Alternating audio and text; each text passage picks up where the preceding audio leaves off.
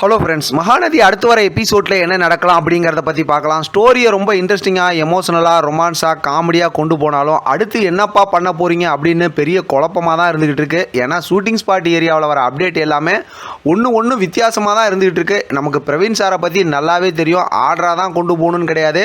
நமக்கு அந்த அப்டேட்டை வச்சு இப்படி தான் ஸ்டோரி போகும் அப்படின்னு நம்ம எதிர்பார்த்தோம்னா புதுசாக ஒரு ட்ராகை உள்ளே கொண்டு வந்து நம்மளை எமோஷனலாக வேறு மாதிரி அப்படியே ஒரு மாதிரி ட்ரீட் பண்ணி கொண்டு போயிடுவாங்க அப்படிங்கிறதுல டவுட்டே இல்லை. சரி, இப்போ கதைக்கு வருவோம்.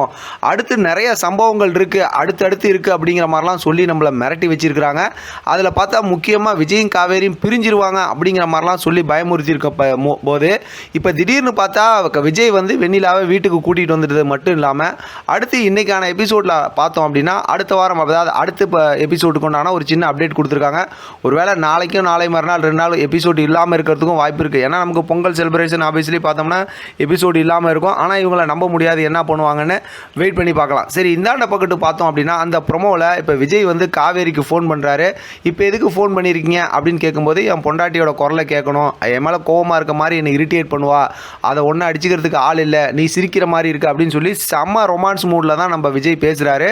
காவேரியும் அதை கேட்டு என்ஜாய் பண்ணிக்கிட்டு தான் இருக்காங்க. எந்த ஒரு கோவமான ரியாக்ஷனும் காட்டல. சரி, பின்னாடி பேக்ரவுண்டில் என்னன்னு பார்த்தோம்னா வெண்ணிலாவுக்கு அவங்கள பார்த்துக்கிறதுக்கு ஒரு நர்ஸ் வந்திருக்கிறாங்க. அவங்களுக்கு சாப்பாடெலாம் ஊட்டிக்கிட்டு இருக்கிறத நம்மளால் பார்க்க முடியுது. அப்போ அடுத்தடுத்து இது நடக்குது அப்படிங்கிற மாதிரி பார்க்க முடியுது. இன்னொரு பக்கத்து பார்த்தோம்னா காவேரியோட கையில் இருக்க அந்த அடிபட்டு இருந்ததெல்லாம் சரியாயிடுச்சு, நெத்தியில் இருந்த காயமும் சரியாயிடுச்சு. விஜய் வந்து வீட்டில் தான் காவேரியை வச்சிருக்கிறாரு.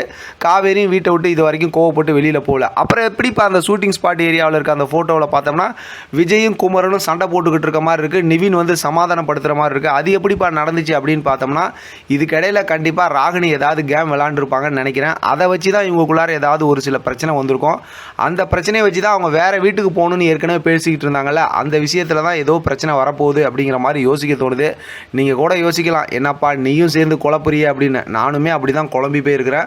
ஏன்னா இப்போ வரைக்குமே நம்மளால் கரெக்டாக கெஸ் பண்ணவே முடியல விஜய் காவேரி பிரிஞ்சிருவாங்க அப்படின்னு. அதை வந்து அவங்க பெரிய ஒரு சஸ்பென்ஸாக தான் வச்சுருக்கிறாங்க. அந்த மாதிரி கொண்டு போயிட்டாங்கன்னா ஸ்டோரி ரொம்பவுமே போரிங் ஆகிடும்.